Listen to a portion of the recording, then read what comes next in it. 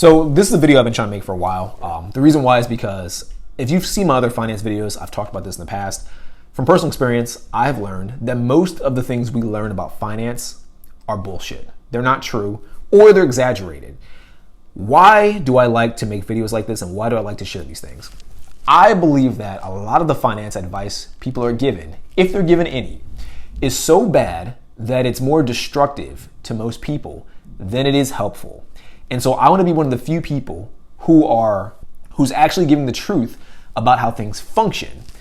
And one thing I want to talk about in this video, I'm going to kind of jump around a little bit, so please bear with me in this video. I don't have a script. This is more of a rant, I guess, than anything else. I want to talk about wealth in the grand scheme of things, like what the true wealth builders of life are, at least in America. Now, me personally, I'm a real estate consultant. I have my real estate license. I used to be a full-time real estate agent. I stopped being a real estate agent for a few reasons. I made a video about it several years ago. The main reason why is because the business model of a real estate agent to me wasn't a very effective business model for the direction I wanted to go in my life. That's the gist of it. Basically, if I'm really going to sum it down, the sales cycle is very long, and I don't like businesses where the sales cycle is too long, but that's a whole different story. Like I said, I made a completely different video about it, kind of going into why I stopped being a real estate agent. I still have my license, and I still help people with real estate. I'm a real estate consultant now, so I help people understand the different ins and outs of finance when it comes to purchasing a property or selling a property or renting, all of that stuff. So I'm still involved in real estate, just I don't show properties and I don't list properties. I don't like doing that. It's, to me, a waste of time, so I don't do it. But as a real estate agent, one of the things I've heard a lot, and one of the things I once believed to be true myself, is this idea that wealth is built through real estate. I'm sure if you're watching this video, you're familiar with that phrase. All wealth, or you've heard the phrase, most millionaires have created their wealth through real estate. I never, up until a few years ago, I never bothered to investigate where that phrase came from. And once I finally investigated where the phrase came from, I realized that that phrase was complete bullshit. That quote, 90% of millionaires made their wealth in real estate, is complete bullshit. It's not true. If you look it up, if you go to like ChatGPT or AI or just Google it, you'll find that the person it's credited toward is, I believe it's Rockefeller or Andrew Carnegie. I actually think it's Andrew Carnegie. And they're not good. The quote in itself isn't like very well documented. No one really knows who said it. People think Carnegie said it, but no one truly knows if that's what he said. No one knows no one knows the exact context in which he said it, if he said it at all. It's kind of like the quote from Albert Einstein: insanity is doing the same thing over and over again and expecting different results. If you do the research on that quote, Albert Einstein was not credited with saying that. No one knows who said it. No one knows if it's even true. That's not the definition of insanity. It's bullshit. People just repeat things that they hear from other people and they accept it as truth. I don't like that mindset. I think that's one of the dumbest mindsets that you could ever possibly have, which is why I make videos like this and which is why I'm so outspoken about thinking that way. You don't want to just accept things that you've heard from other people as true. You want to trust but verify as well, which is what I do. So when it comes to the idea of building wealth, a lot of people will say wealth is built through real estate. And like I said, this is fundamentally not true. If you were to look at the top people, you can name 50 people, the 50 richest people that you can think of that are wealthy. They're not wealthy through real estate. They're wealthy through business. It's that simple. Business is what creates the most wealthy people, not real estate. And I could go through the math and explain why, and I might do it a little bit, but this idea that if you buy a house and you sit on a house, well, first of all, let's just say this. Most of the things people say about real estate are complete myths. They're not even true because people don't run the numbers and people don't understand how to do math. So again, this is not scripted. This is me kind of just ranting and ping-ponging stuff. Let's start with appreciation. Most people will say things like, oh, well, if you buy a house, it'll appreciate. This is not true. Houses can appreciate in value, yes. Do they always appreciate in value? No, they do not always appreciate in value. The factors that determine if a house appreciates in value come down to the maintenance of the house. Do you add things to the house? Do you make renovations to the house, which cost you money, by the way? And it is possible that the amount of money you put into the house might offset any appreciation when you go to sell it, because the sale of the house is what matters, not the value of the house while you're just living in it. That doesn't matter. You can't use it. So it's pointless. Someone in the comments is going to be like, well, technically, if you do this type of financing, or if you do like a cash out refinancing, or maybe a HELOC or something like that, you can use the equity in the house. No. If it's not easily accessible, if it's not easily liquid, it does not count. And if you have to go through different hoops and hurdles to get access to the money, it also doesn't count. Money from the future who's editing right now. I just want to chime in a little bit. I know this is a bit abrupt, but I want to chime in on this point. The reason why I said it doesn't matter as much, I know there's going to be people in the comments who are going to tell me all the reasons why it does matter. First of all, I want to bring this up. When people talk about most millionaires make their wealth through real estate, usually who they're talking to are people who own one house as their primary and almost always their only form of investment. For people like this, doing HELOCs, doing cash out refinances are almost always a terrible idea. For the main reason is, one, you could put your house at risk. The place where you live is at risk when you do these things. So if you don't know how to do them intelligently, you're making a massive mistake. Two, one of the main reasons why you'd ever want to use a HELOC or a cash out refinance or something along those lines is if you're going to put the money you take out into another investment. It's almost like credit cards. Like if you have credit cards and you're not using the extra money, which is essentially a loan, that's what a credit card is. It's a short-term loan to build your wealth or to make more money. It's almost always a bad decision. If you're using credit cards to buy clothing for the sake of just buying clothing, if you're using it to buy gifts, if you're using it to go on holidays, for the most part, it's almost always a bad decision. The same is true when it comes to HELOCs, cash out refinancing, things like that use your house as a form of leverage or as a form of liquidating money. Does that make sense? Also, the reason why I say money that's not easily accessible is just a stupid decision. From personal experience, and I don't want to go super deep into it, if you're interested, leave in the comments a comment, and I'll go into greater detail, kind of the background stories about why I came up with this philosophy.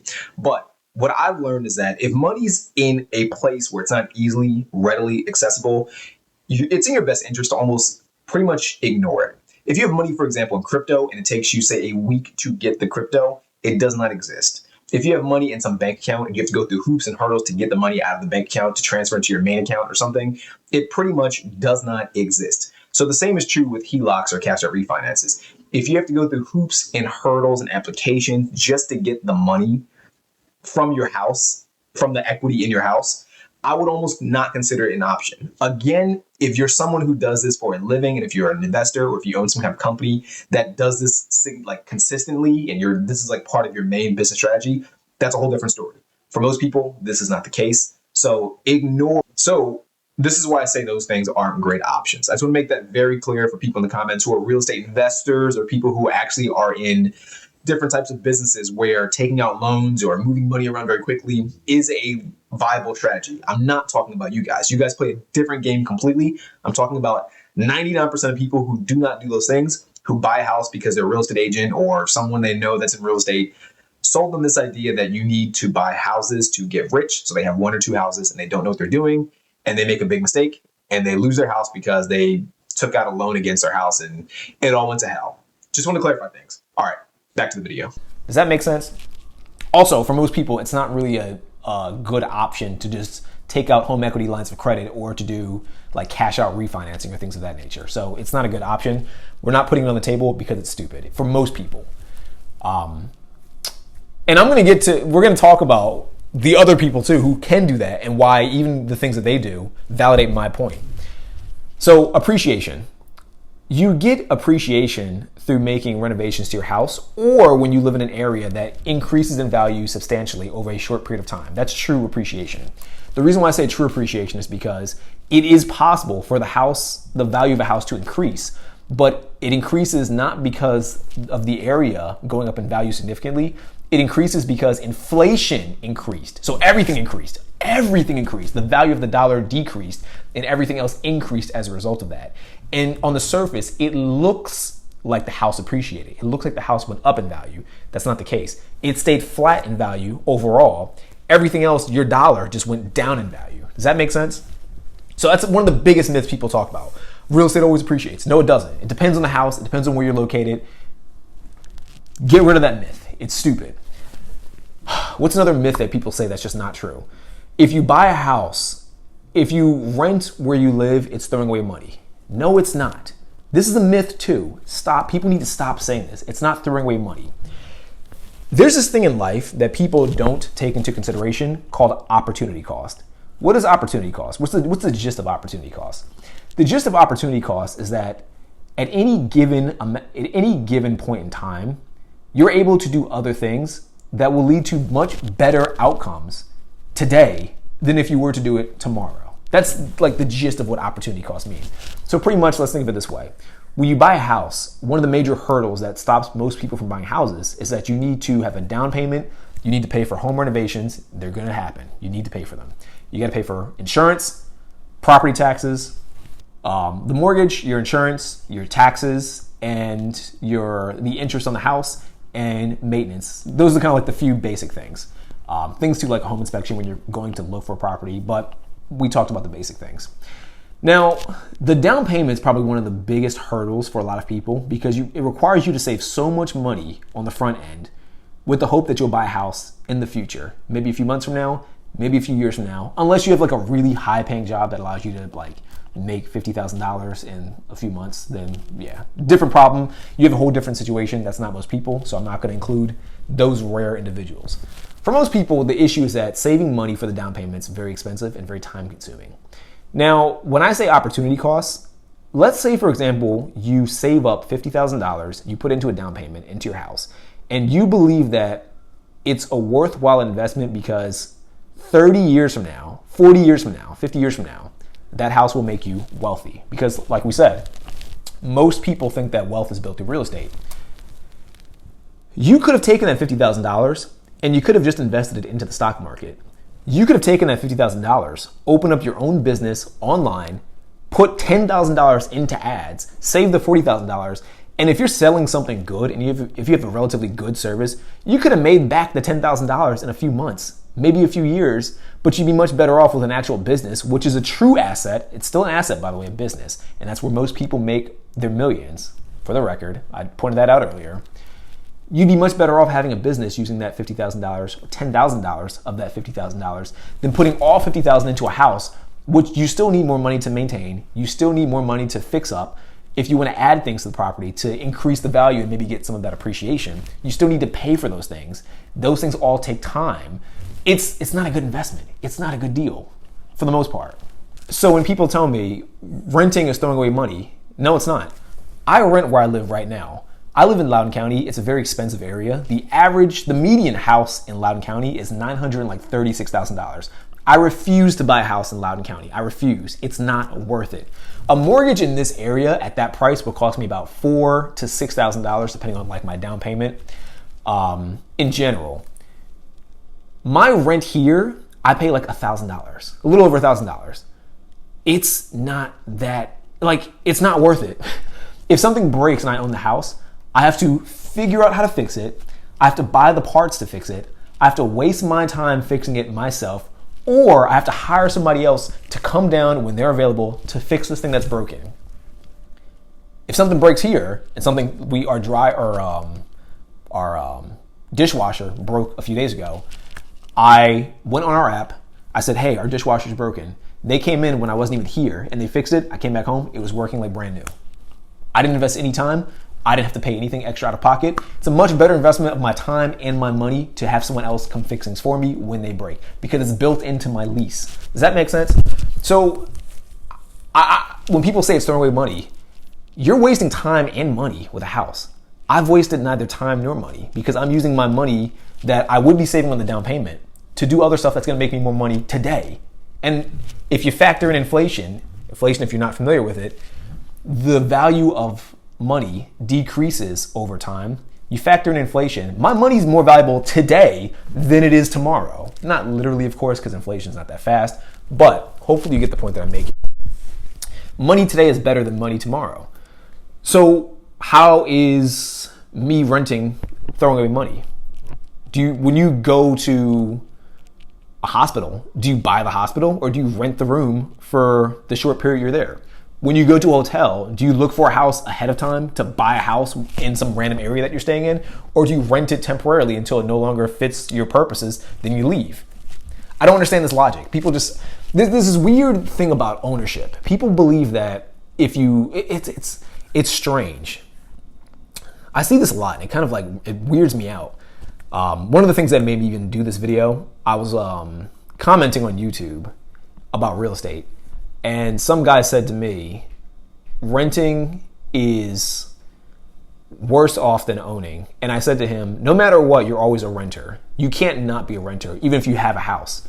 He replies and he's like, how am I renting my own house if I have a mortgage? And I was like, because either way, you're renting from the government or you're renting from a bank. Because understand, the definition of renting is you paying to get access to something temporarily. That's what renting is. If you rent an apartment like I am, I'm paying my lease to the building or to the company that owns the building so I can have access to this room and all of its amenities until I choose to move. That's renting. You rent from the government because you still pay property tax, and property taxes do not go away ever. You always pay property tax and they always increase. So you're always paying something. You're paying the government the ability to have a house on this plot of land that they've designated that you can have a house on. And it's not just property tax, you're also paying a mortgage in general until it's paid off. What's a mortgage? A mortgage is you get money from the bank, they allow you to have a house. You pay back the bank, and if you choose to not pay back the bank, they take the house. The house is collateral. So you're paying the bank to get permission to have the house. It's renting the house. It's like, I know what people do is they say, well, technically by definition, it's slightly different. Therefore it's ownership. It's not ownership. Even when you think about ownership, how do you define ownership? Ownership is having complete and absolute control of something. You control your brain unless you're like on drugs, because technically, on drugs, the drugs are own your brain. You don't own the house even with a mortgage. Say I live in this house. Say this is a house. Say I live here. Say I want to paint my entire house pink. I can't do that because the HOA won't let me. And if I try, the HOA will take out a lien against my house and I can lose my house. I don't own the house. You never own the house.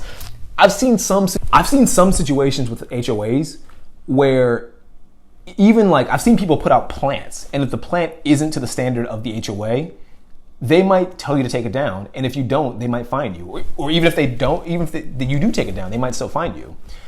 So the point that I'm making is that the idea of ownership is a bit false. You never truly own a house. Whether you pay off the mortgage or you don't own the house because someone else is always still telling you how you can control the house. They own it. You do not. What's another myth that people talk about when it comes to real estate? That you make money when you sell. Now, like I said, I'm a real estate agent. I've heard this a lot from people.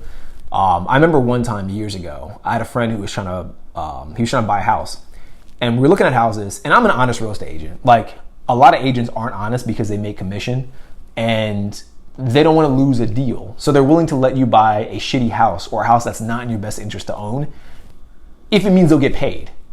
Does that make sense? And it's even better for them if it's not in your best interest to own that house, because if you go to sell it, you'll go back to them to sell, most likely, so they'll get paid twice. I don't like doing that. I'm more honest than that. I had a friend and he was looking for a house, and I said to him, this house isn't really like a good deal. I don't recommend you buy this house. Based on what your pre-approval is, based on what your finances are, based on what your goals are, I do not recommend this. I recommend a completely different area. I actually recommended a whole different state that I wasn't even licensed in, where I wouldn't even get paid like a full commission, simply because I thought it was a much better option for him than this area. He listened. But another agent that worked kind of with me, but was helping, because this other agent lived in a different state, he was pushy. He was like, dude, you should just buy this house. And the guy was like, well, why should I buy it? He was like, because you can, even if you don't like the house, even if it doesn't make sense financially, you can always sell it and you'll get money back. This isn't true. This is not true. People think like if you own a house and you go to sell it like the next year, you make money. First of all, for the first like 10 to 20 years of owning a house, you're paying the bank primarily. This is what amortization is. Amortization is pretty much a schedule in which you're paying the bank back the interest on the loan you get from them. So the bank gives you money to buy the house and they want the money back, but to guarantee that they get the money back, you pay them first before you pay yourself. That's what amortization essentially is. So for the first 10 to 20 years, you're paying the interest. You're not paying for the equity in the house. And a lot of people don't understand this. So if you buy a house and you sell it the next year, you've made no money because you haven't built up any equity yet. You won't build up equity for 10 to 20 years, realistically speaking. The issue too is you actually lose money. One, because you have to pay, as a person selling your house, for the agent. So the agent gets a cut out of the closing costs. You're paying the agent on both sides, by the way, typically. Now, the laws have changed a little bit recently, so it might be different based on what state you're in and what jurisdiction you're in, but that's how it used to be. If you have to renovate the house and get it market ready, that costs you money. That's not money you'll get back, but you need to make it market ready to sell the property quickly. Does that make sense? Time is a factor. Time is valuable, especially depending on what you do for work. You don't have time all the time to sit and let a house be on the market. People come in for open houses. Sometimes open houses are on Thursdays, sometimes they're on Sundays, sometimes they're on Saturdays or Fridays. Depends on the market, depends on what the agent thinks is best to sell the property as quickly as possible. That's time where you have to keep the house nice. It needs to look good. It needs to be clean. And people have to come in and out, which means you don't get to do the things you want to do at your own house. If you want to sit there and work, I work a lot. I wouldn't be able to work if I had a house. Because if people are trying to come in and out when I'm trying to sell it, I have to stop what I'm doing and leave the house, because a lot of agents don't recommend the owners of the house stick around during open houses. I have to leave and wait until they're done, which usually on average, open houses take anywhere from like 2 to 4 hours. So it's hopefully you get the point that I'm making. There's a lot of negatives to home ownership than there are positives. What else? Like I mentioned, I'm kind of just going off the dome. I don't have a formal script set up. If you have any in the comments, by the way, if you have any other things, if you have any other myths about real estate that you want to share, please leave them in the comments. And if you disagree, by the way, feel free to debate me in the comments. I'll debate you in the comments because I know I'm right. The idea that, so even selling the property, even when you go to sell the property, by the time you've spent time and money to fix it up, hold it, all that good stuff, if you sell it too quickly, you probably won't break even. You'll probably lose money, but then you have to still buy another house. So you have to go through the process again to either save up for a down payment to rent, because you have to have a down payment to rent usually, or security deposit, or you need to save up for a down payment for a house. It's still a hassle. So you're still losing on that end anyway. At best, you break even. And at worst, you hold the house for so long that when you do go to sell it, you do profit. But the problem is that you've been holding it. So you're still stuck in one place, which again, opportunity cost. Nowadays, in the current world we live in, the world is becoming global. The world is not local like it used to be. In like the 60s and in the 70s and in the 80s and the 90s, you can live in just one city forever and have a very good life. Nowadays, that's becoming more and more unrealistic. Jobs are kind of just being all over the place. People are working remotely.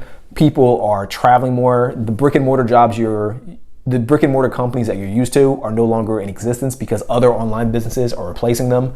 Everything's becoming global. So if you buy a house and you're stuck in one place for 10, 20, 30, 40, 50 years, what happens when a job opportunity comes up? Maybe you live in Northern Virginia, the job opportunity is in Texas. You have to move or you don't get the job. Unless you can find a way to work remotely, but then you still have to work with different time zones. It's hassle. It's not in your best interest to just be stuck in one place forever, especially in the modern era. And I can go down a whole rabbit hole with like geographic agnosticism and stuff like that. I'm not going to do it in this video. I've talked about it in other videos. What else? This is another big thing I've seen people do. When they do sell their property, they think they've profited because say they have a house for, I had a friend actually not too long ago. He bought a house for like $200K and he sold it like 2 years later for like $250K. And he was super excited. He's like, I profited $50K. And in my mind, I was like, there's no way you profited $50K based on what you've described to me, because for you definitely put a lot of work into renovating it, into maintenance, because he was an investor.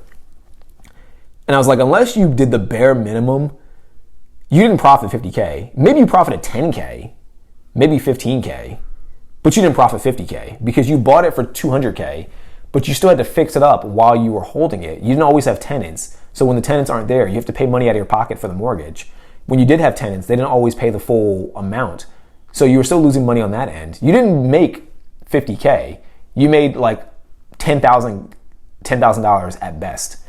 And that's at best. You may have actually lost money because he might not have explained to me all the finances and like all the stuff he did to the property. again, the point that I'm making is that people will think of the raw number. They'll say, oh, well, I bought the house in this year for this amount and I sold it like a few years later for this amount, therefore I profited. It's like there's other variables you need to consider. Like, did inflation go up? If inflation went up significantly, then on paper it looks like you made a profit, but in actuality you may have made a loss because the value of the house actually decreased. Like, it's kind of hard to describe, but yeah, like, so on paper, it might look like you made a profit, but in actuality, you may have made a loss because due to inflation or something, the value of the house back then has decreased. So it's not a good comparison. You have to take that into consideration. And then once you add in inflation, you'll get the true value of the house in today's market. And that'll be a better indicator of if you made profit or if you've made a loss. But a lot of people don't factor in inflation. A lot of people just take the raw number and they say, oh, well, I bought it in 2010 for this amount and I sold it in 2013 for this amount and it was a little bit higher, $10,000 higher, so I made $10,000. It's like, yeah, but inflation went up by, like, I'm making this number up, like 20%. So you do the math on however much you purchased it and then add inflation, and that's how much the house is truly worth. And then tell me if you made a profit off of that, plus all the maintenance and all the fixing and all the time it took to hold it and all the downside, factor in everything, then give me your true value or the true amount that you sold it for. But yeah, so one more thing that I want to share, because a lot of people, when they do bring up the idea of most millionaires are made through real estate, one of the worst things about that comment is that fundamentally, it cannot be someone who owns one house. First of all, if you owned a house, in order for you to even get from appreciation to millionaire status, unless you live in like an area like Loudoun County. Oh, actually, let's back up. First of all, most people in finance don't consider your primary residence as part of your net worth. So by default, that phrase is incorrect, because let's say you had no debt at all and your house was the only thing you owned. Like, just say it's the only thing you own. Let's say that house is worth $15 million. Because people don't consider your primary residence as an asset when it comes to your net worth is not $15 million. Your net worth is zero. So you're not a millionaire on paper because it's not part of your net worth. So fundamentally speaking, that phrase is incorrect, because in order for you to be a millionaire based on real estate, you'd have to own multiple properties that all equal $1 million after you factor in your debt. So if you have a loan on any of those houses, it does not count. Or at least the amount of debt that the amount of the loans that you have offset the value of the house. And this leads me to kind of like my overall point, because I tell people the phrase 90% millionaires is false, because if you look at most millionaires, they're made in business, not through real estate. People debate me and say, well, what if I own like 7 properties? If you own 7 properties, you have a business. You're not a standard homeowner. You're a business owner. Because once you get to about 4 to 5 properties, the amount of effort and work that's required to maintain those properties, collect the rents, pay for everything, it's a business at that point. It's no longer just like a side hustle. It's no longer a hobby. It is a full-fledged business. So no matter what, you have to create a business to create a substantial amount of wealth, to be a billionaire, or to be a millionaire, as the phrase suggests. So that's kind of what I want to share with you. It's a little bit of a rant. I know it's a little bit all over the place, a little bit of rambling. Hope you kind of was able to follow along and keep up with what I was saying. If anything sounded too incoherent, again, let me know in the comments. If you agree, let me know in the comments. If you disagree, let me know in the comments. Let me know what you think about this video overall. If you liked it, please click the like button. If you didn't like it, click the dislike button. I don't care. I'll debate you. You can hate on me all you want, but I know I'm correct. And if you want to see more videos like this, please click the subscribe button. And I hope to see you in the next video. Peace out. Bye.